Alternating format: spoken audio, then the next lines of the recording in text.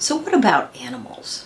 In section 493, we have one of the several passages throughout the investigations where Wittgenstein looks specifically at animal language and tries to figure out how we're going to deal with what animal behavior is in relation to language and the importance of the social relations of language and meaning.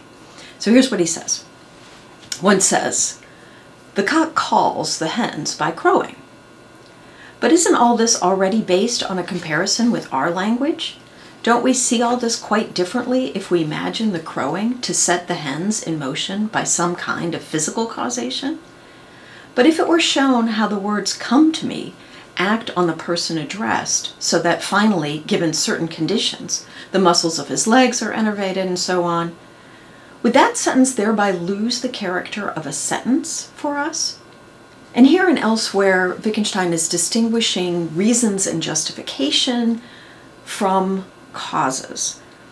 The social agreement that justifies language does not apply to pains, because in pains the meaning is causal. You just have the pain and that causes you to have the pain behavior, ouch, ooh, grimace, or I'm in pain, right? So all of those are equivalent in being caused by this physical state.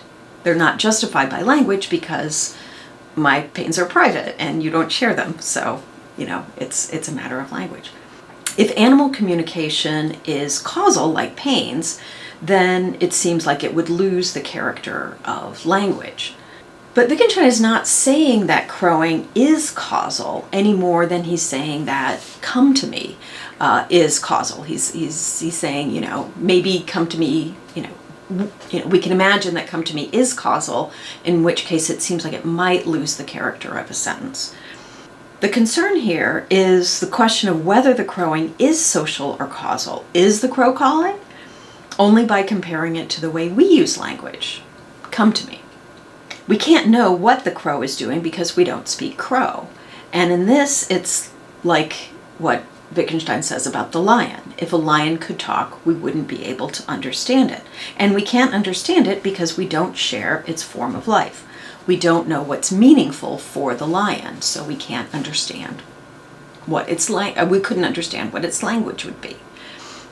Now, maybe we could understand, maybe we could learn things about the form of life of a lion, in which case we would, potentially be able to translate its language if it could speak, or if it has language that we could translate, if we could connect things that, utterances that it makes with its behavior, then we would be more in the position of the anthropologist trying to decipher or translate the language of the unknown person who's speaking in monologue or something. Then we could understand it if we could understand its form of life. But, he's saying that, we don't share the form of life with a lion. And so even if it could speak, we wouldn't understand it. So the key there is the way in which the practices are. It's just all that we have in terms of our understanding, in terms of meaning. And the upshot of all of these ways of talking about language is that we want there to be something that is more of a real foundation for our language.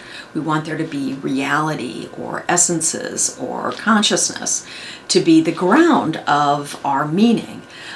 But there isn't, according to Wittgenstein. All that justifies our language is our practices, our form of life.